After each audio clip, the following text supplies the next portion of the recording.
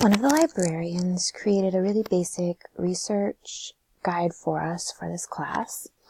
And I've linked it here so you can have access to go directly here as opposed to the library's homepage.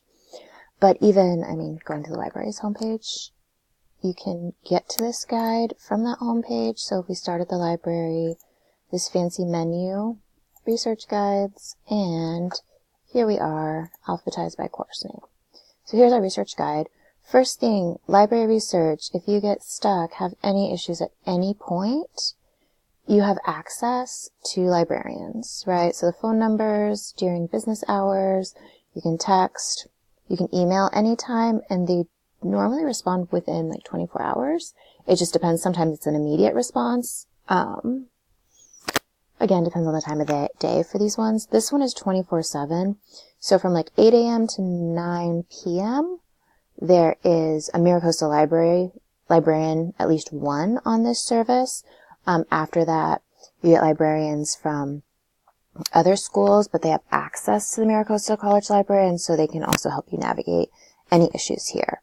So a great resource for any time you have to use a library for something. Just know you have that support. Also, if you're on campus, you can walk in. There's a reference desk, librarians, always sitting there waiting for someone to help, something to do. Okay, so something on this homepage that may or may not be helpful to you guys. There's the research project planner that she's provided for us. This is a brainstorm to help you think about ways of getting started with your research. So from search terms to different type of information, and again, organizing and seeing what hits and what's helpful. So this is available if you want to use it. If not, but keep in mind that you do want to at least note the keywords that you're using and keep them developing, because keywords really just depend on what the person writing the book or article is using, and those words also change over time. There's lots of reasons we want to switch the words and go back to those same search engines and try again. So this first one, keywords, get some different tips for coming up with keywords, connecting them, right, putting them in quotes to keep the term together. This is important in using Civil War, United States, right? You want those showing up together. You don't want them searching those words separately. The other thing with library databases, you cannot type in entire sentences like we can with Google. You also cannot misspell words. It's not going to offer you suggestions and figure out oh, did you mean this instead? It will just show up as 0 results. So we have to make sure we're spelling the words correctly, and also just using keywords and not using anything else that we would normally put into our online search engines. Okay, so then she's done some organization here. So background information, these 19 reference databases are connected to different types of encyclopedias, electronic encyclopedias, and these ones, much like Wikipedia, are updated regularly. The difference is the sort of experts that are connected to the library ones that may or may not be connected to Wikipedia. So this is a place where you can start for some basic background information, depending on what your inquiry is and what other pieces you need to know about it. One thing that can be helpful with this background information that's from encyclopedias is that it can give you a lot more terms to search, because you get a larger sense of different things that are connected, and that can send you in different directions, sometimes more productive directions. So that is a good use of these reference type sources. A lot of times that's how we use reference sources now. It's not like we're citing it and putting it in our paper, but we're using it to help generate ideas and to send us other places to find that more scholarly information. Okay, so here we have find books and scholarly articles. So the thing about books that I want to draw our attention to is there's the regular library catalog, and book search page. So the issue is that I've discovered is they don't necessarily search the same things.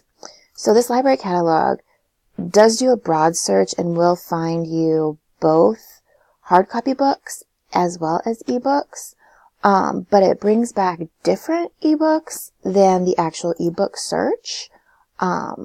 Sometimes fewer, sometimes less relevant. It's been a weird experience.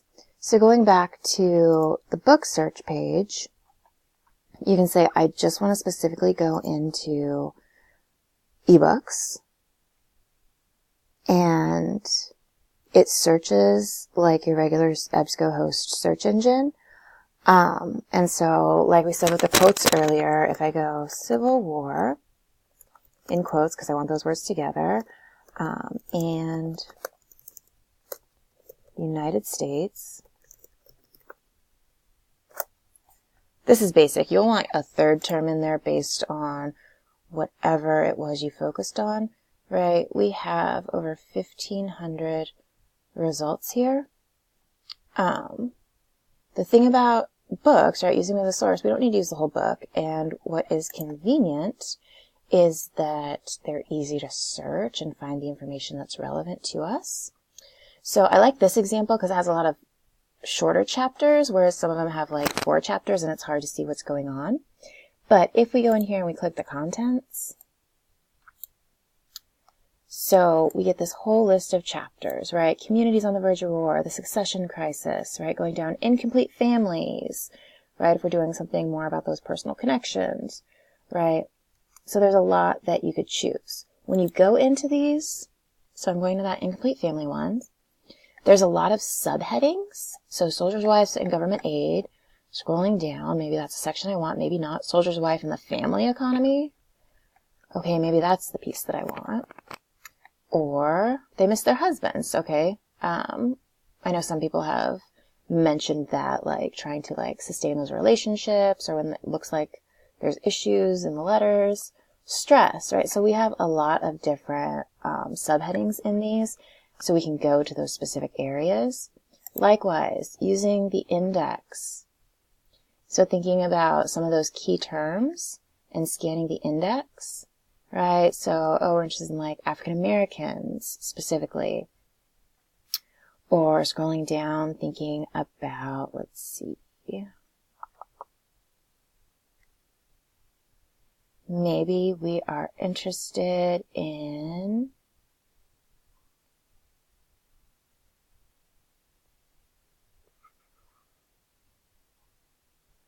soldiers. We have like a variety of, burials, convalescing, families, connected to soldiers, homecoming, right? So then we have like all these additional subcategories, and these are the pages where it's specifically referenced, right?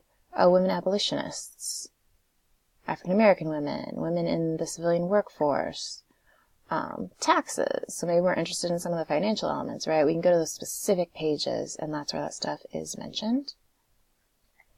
Right, so that's an easy way of using these book sources.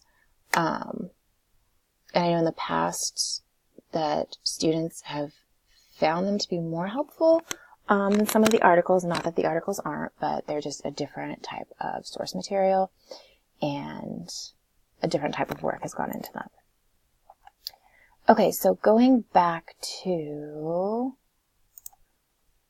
our research guide, scholarly articles is the other one that we have available here. So here's an explanation of the difference between scholarly articles and popular articles. Just because it's in a database does not mean it's scholarly, so it's important to be aware of that. Librarian put 2 examples. So there's this popular source, which is pretty cool. It has to do with the Gatling gun. And then a scholarly article, right? And so you can click on these and see the difference between them. And so for our purpose, right, like we want scholarly sources, at least half of them. So we're going to end up with a total of 6 secondary sources. We want half of them to be scholarly, and the other half can be popular. So just like keep that in mind, that we can use some popular sources. We just want to make sure there's a clear purpose for it and that we do trust them. So going into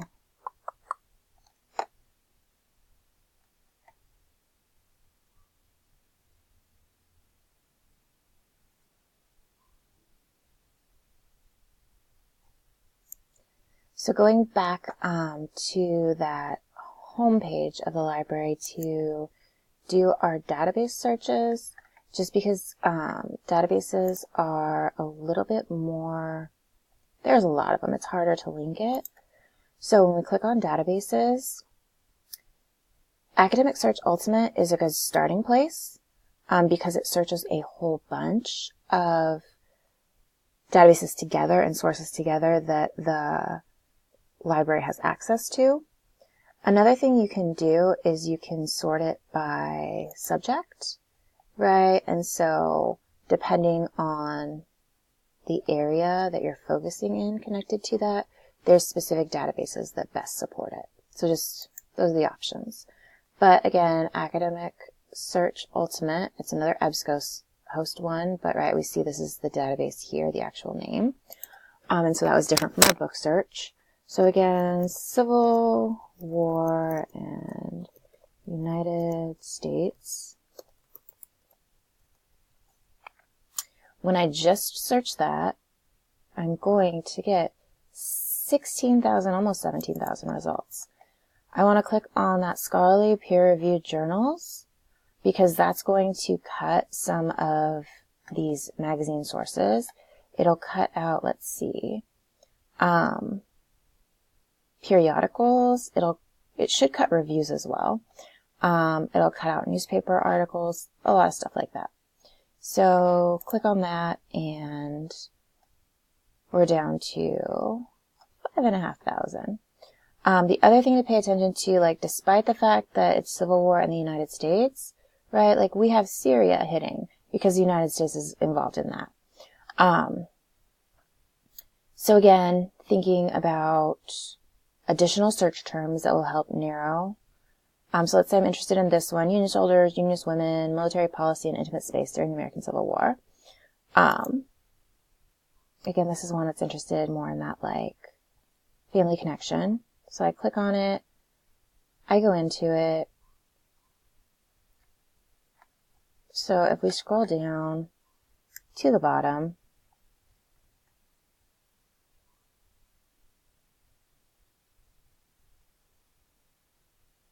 a good way to, like, use these sources is reading, like, our conclusion, thinking about, okay, how does it end? Does that align with what we want to do?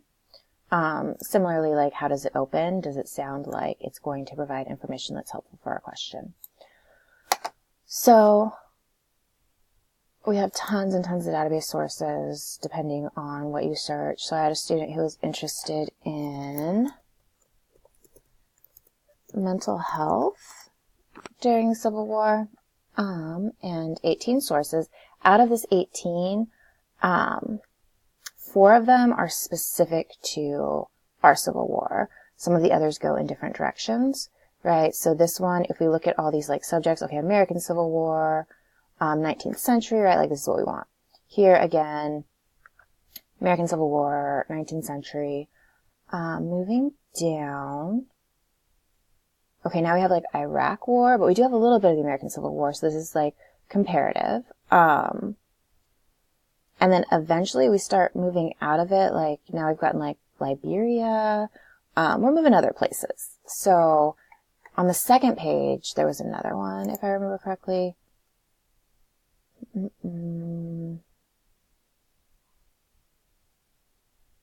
So here's a then and now that is also working, like, comparatively. So again, scanning through to make sure, okay, Civil War, we have the actual dates that we want here. So again, that's how we do it. Additionally, when we're inside these sources, if we click here, so again, thinking about key terms, these are all the terms that it's, like, listed under.